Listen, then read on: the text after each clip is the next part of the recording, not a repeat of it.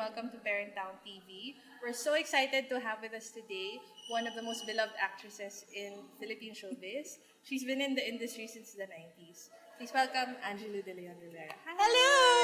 Hello. Welcome. Thank you for inviting me to your town, Parent Town. Yay, welcome. We know you're a member also of Parent Town already. Yes, I How signed do you up. find it so far? Alam mo, sana meron siya nung bago pa lang yung yung bagong-bago pa lang talaga ako magkaroon ng anak. Kasi it's really helpful and it makes you feel comfortable as a mom.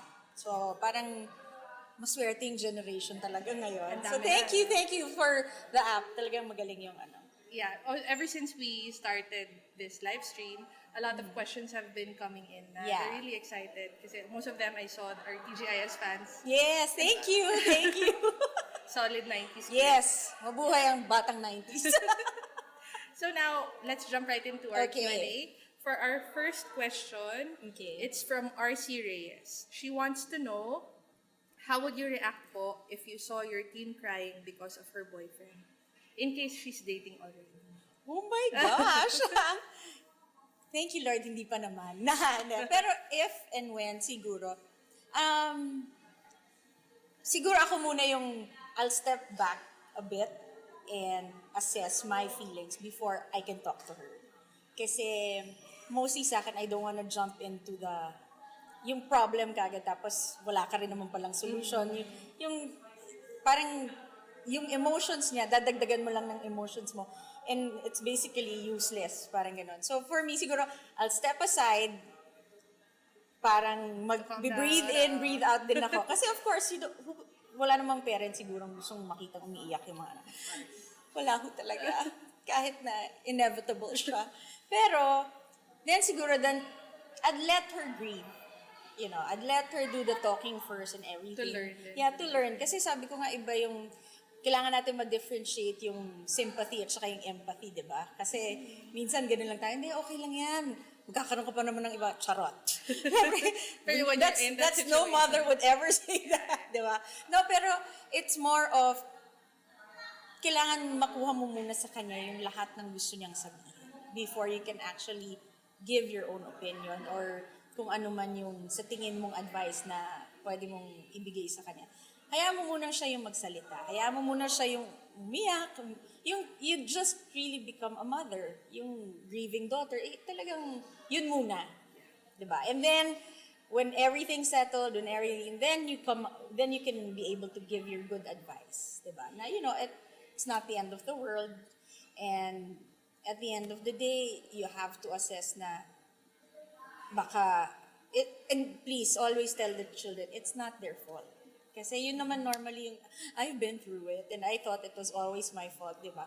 Parang, yun lang yung mga it's not their fault, it really happens. You can even, better siguro rin if you have a story to tell para that you can relate, Do they have different personalities? Yeah, my two daughters, very different. They're like half of me.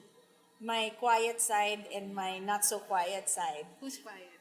May second, si Lois. And then si Nicole yung medyo parang, artista. Yung ganyan, dahil naman, bubbly. May pinagmanahan naman sa dalawang parents.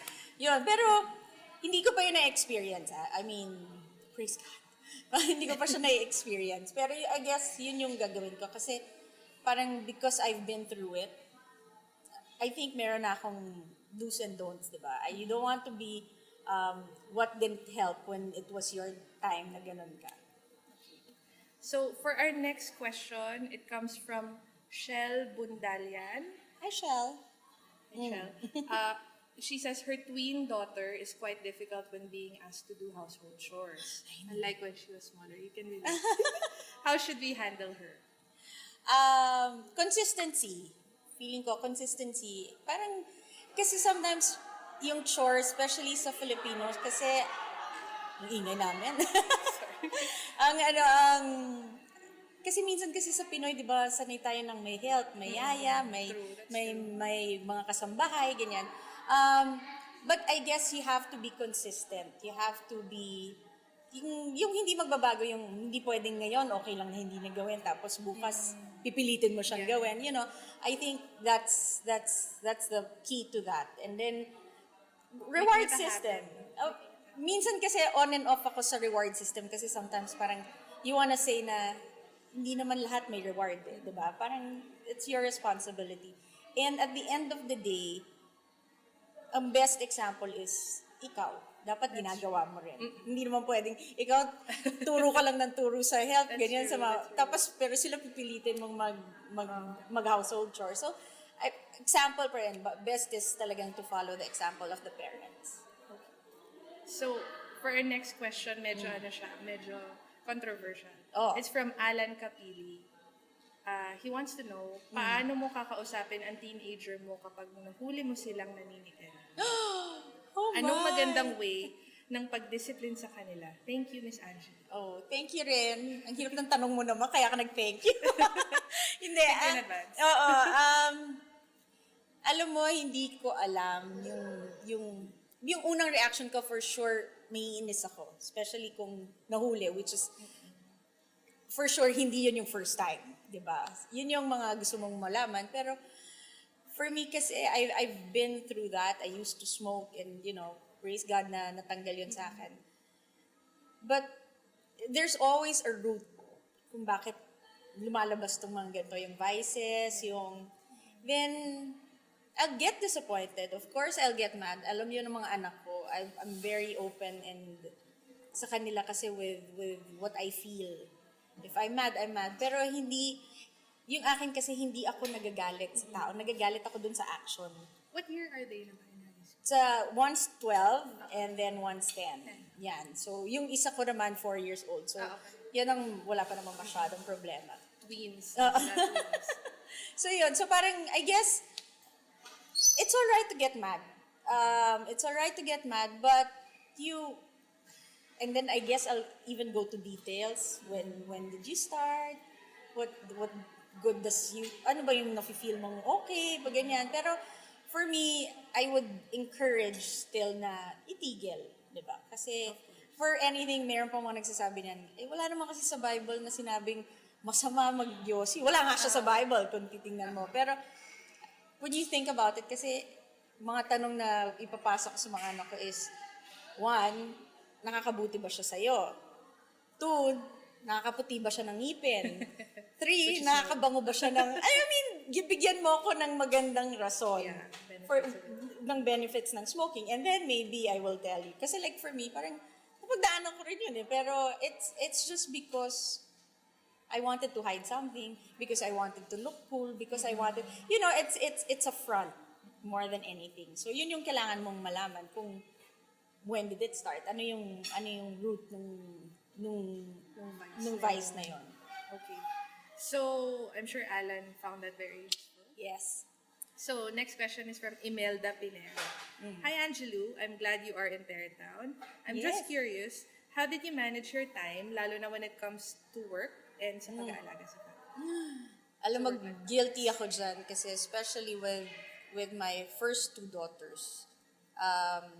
Kasi I was a working mom, I was a working single mom. So, guilty ako kasi parang feeling ko, because I had to provide, I wasn't a hands-on mother. And then, parang I took the role of a provider more than a mother. And it was my mom basically who raised them up. Parang talagang gano'n, work ako, bigyan ako ng ganito, yung ganyan. So talagang guilty ako pagdating doon. So ngayon, with my youngest, si Rafa, yun naman, hands-on. Kaya minsan feeling ko nagsiselos yung dalawa or ano. But ganun talaga kasi now I have a husband, I have a partner, so it's really different. Pero kung paano i-handle, for me, one thing I've learned and one thing I want to share is quality is better than quantity. I'd rather have my parents or my mom there playing with me because she wants to play with me rather than wala lang pero hindi rin naman siya nandun. So, di ba, yung parang physically there but yeah, you have to be emotionally, physically, mentally, and there with your kid. Kung wala rin, wag na lang, di ba? Parang mas mabuti pang hindi mo, or saka kung hindi mo rin na-enjoy. So, quality talaga. Quality over quantity. Okay. So, similar question then from Dazzle now about parenting. Yeah. Preteens. What are your top 3 rules for parenting preteens? Top 3. For your daughters. Okay, for my daughters, yes, totoo. One, I've always tell them they have to know what they want and what they don't want on their own. Figure it out. They have to figure it out. Hindi sila pwedeng napapersuade ng peer pressure. Or yung parang, kung gusto mo ng hard-boiled egg, go hard-boiled egg. Huwag kang sige, scramble na lang. Yung gano'n. Kasi one thing I don't want them to be is, I don't want them to please people all the time. Because they have to have their own voice. Second, make them their own mistakes. Kasi parang for me, that's the only time you learn. I could always tell you what to do, what not to do, ganyan. Pero hindi naman yan papasok sa'yo. Kasi ako, that's what I experienced. You have to make them yung guided mistake. Alam mo yan. Yun yung perfect word that guided mistake. You're there to guide them. But you have to let them do it. Diba? Parang, kung mabasag yung baso, let them. Nabasag yung baso. Parang, for me, para alam nila yung emotion na, alam nila yung, pag nabasag yung baso, pag sila yung nakabasag ng baso, ganito yung nararamdaman nila. And then, that they own up to it also. Yung third mahirap. Yung third, I think for me, is ikaw yung gagawa ng paraan na i-close yung generational gap. Do not expect the young ones to understand you. Kasi ibang-iba yung time. Especially if, like for me and my mom, nakita ko yun yung ibang era, different generation, iba yung time. So, ang feeling ko noon, hindi mo ako naiintindihan. Ito yung nangyayari sa mundo ko. So, I think ngayon, with my kids, yan, meron akong Twitter, may Instagram ako, meron akong Facebook, kung ano yung ginagawa nila, ginagawa ko rin. And then, pag may nakikita akong news sa Facebook na I think is alarming, I want them to know that I know it. And na I know it also. Yung parang, about this new drug, about this, yung may batang na-rape, yung mga ganyan. Yung kailangan ikaw mismo yung lalapit sa kanila na, nabasa mo ba to? Ganyan. So, you have, bilang the mom, ikaw yung mag-adjust sa kids. Kasi, ang hirap ngayon ng panahon na pwedeng hindi na kayo nag-uusap pero feeling mo close kayo. That's true. Diba? So, ikaw talaga yung kailangan, ikaw yung mag-e-effort. Wag mong intayin na sila yung mag-open up sa'yo, ganyan. Ang dami-daming avenues ngayon ng mga bata na they can pour their heart out without even feeling na, someone's gonna judge me or ganyan, diba? But at the end of the day, you want to make sure na you're there and tell them na at the end of the day, ikaw bilang nanay, ikaw at ikaw lang ang magsasabi sa kanila ng totoo. Mm-hmm. That's true. Are they active on social media? Yes. Very active. Do you check their posts? Oo. Minsan na-block na rin ako ng mga anak ko. Oo, na-block na nila ako. Tapos talaga ako, why did you block me? Ganyan. Yeah, but that's also nice kasi for me, it's one way of communicating. Di ba? Parang, then I respected them. Parang sabi niya, Mom, kasi naman, you're gonna comment on this. Para namang all my friends see it.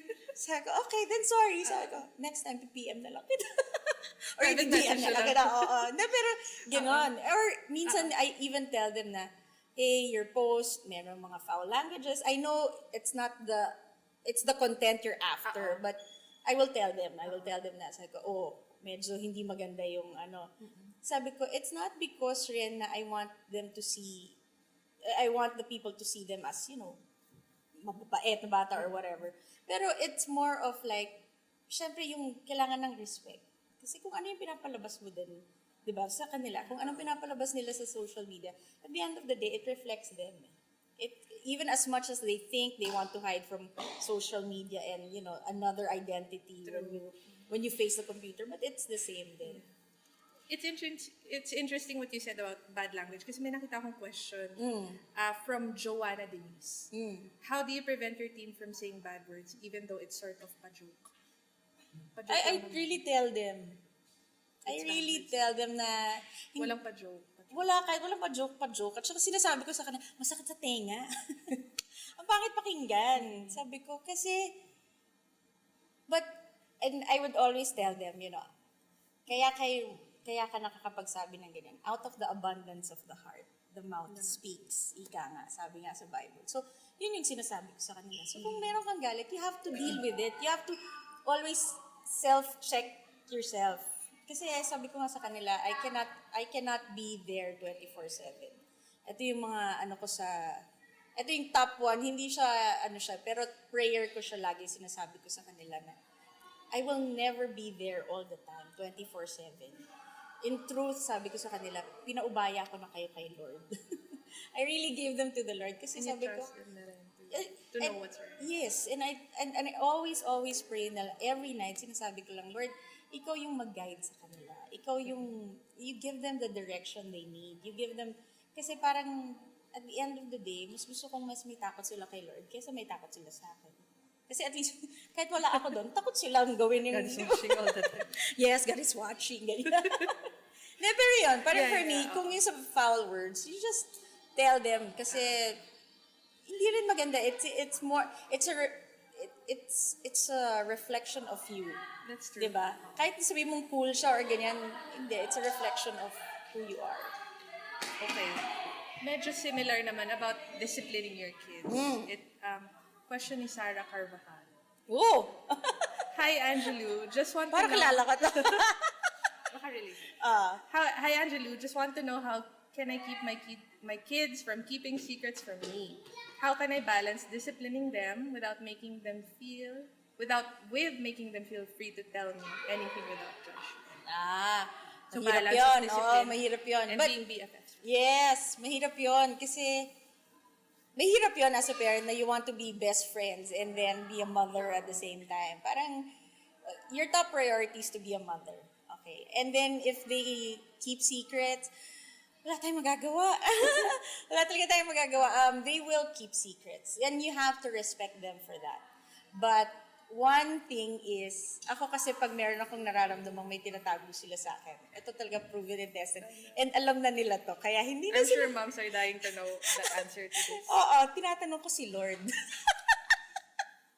Totoo, nangyari na yan. Talaga sabi ko, Anong oh my. Ba, sige, hindi ko lang sasabihin ko sino sa daughters ko yun. Dalawa naman sila. Dalawa lang naman sila. Yini-mini na lang sila. And really, there was a time na basta we were having a rift. Na meron, basta all of a sudden, parang in a week span, nag-aaway kami na parang, ako talaga, saan ito nanggagaling? Ganyan. So sabi ko, hindi naman siya makausap. Ganyan. Hanggang, of course, nagkaroon ng argument. Nag-away kami, ganyan. Tapos kami nagpansinan. Nasa isang bahay lang kami weird. Sabi ko, di ba, nanay mo ko, yung parang, lalo na bata makulit. Oo, bakit? Tapos yun ang explanation mo, basta, sabi ko, ha? Parang, di ba, parang it closes the, the communication. Yung parang, and then, it's not based on respect. It's more of authority. Pag bata, ang bata hindi gusto ng authority. Ang bata gusto ng respect. Kung ano yung bibigay mo dun sa bata, yun din ang makukuha mo. So for me, I guess it's, ayun, kung kailangan mo i-explain, hanggang i-explain mo, sige.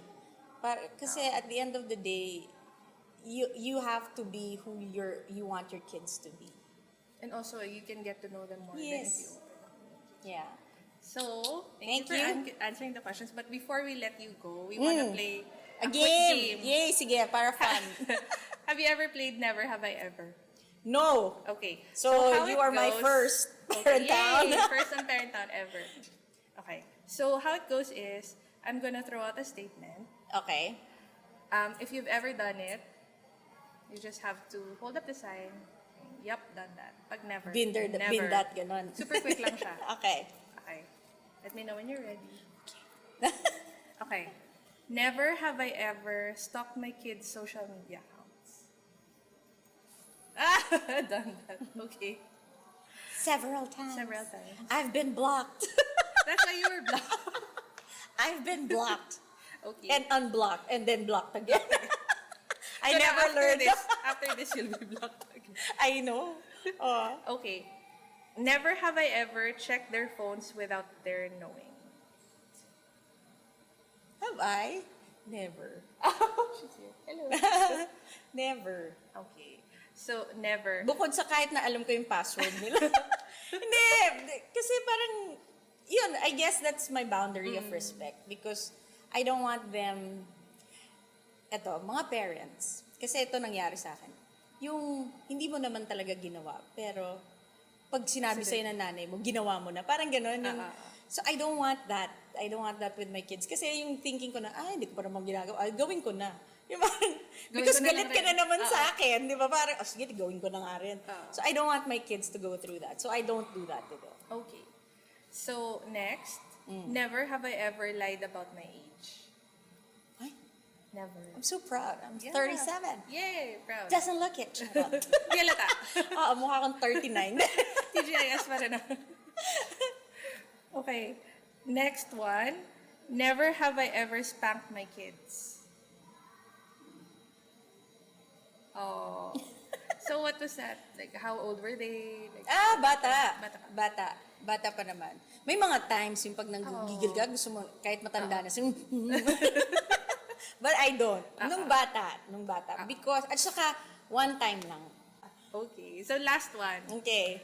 Never have I ever forgotten me and my husband's anniversary. Never naman. Never. Yay. Kahit nako-confuse ko yung date, never. Hindi pa naman ako nakakalimot. Yay. Thank you. Thank you, Parent Town. Thank you. And thank you for the joining app. us. Yes, thank you. Thank you everyone for watching this episode. Let us know what you thought of it in the comments below. And also stay tuned for the next episode of Ask the Celebrity on Parent Town TV. Yes. Thank you, Parent Town. Bye.